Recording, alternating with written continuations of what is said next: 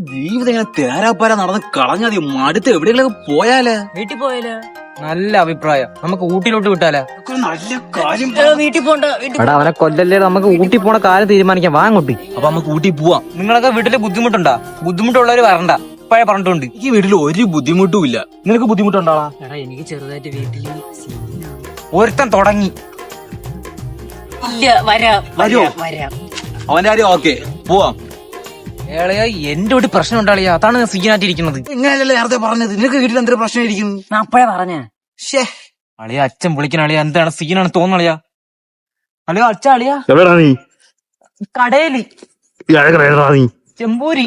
ഞാൻ ചമ്പൂരിക്കല്ലേ? ഓ എവിടാ?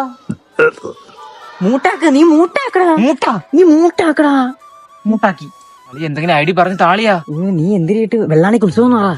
വെള്ളാണിക്ക് ഉത്സവം പറയല്ലേ നീ? ഇതിന് എന്തിനേം പറ. നീ നിന്റെ കല്യാണം എന്ന് പറയട്ടാ. എന്റെ കല്യാണം ആവാറായില്ല. എന്തിനാ വീട്? നീ മലയാളം പറ അങ്ങോട്ട്. മലയാളല്ലേ എത്ര നേരം പറഞ്ഞോണ്ടിരുന്ന? നീ എന്തായാലും പറ. പാലോണെന്ന് പറയാം. ഡാടാ എല്ലാം കേട്ടാ, നീ വീട്ടിലോട്ട് വാ. നീ മ്യൂട്ടല്ലേ ഇട്ടത്? മൂട്ടിനോരോ സ്പീക്കർ ഇട്ട്.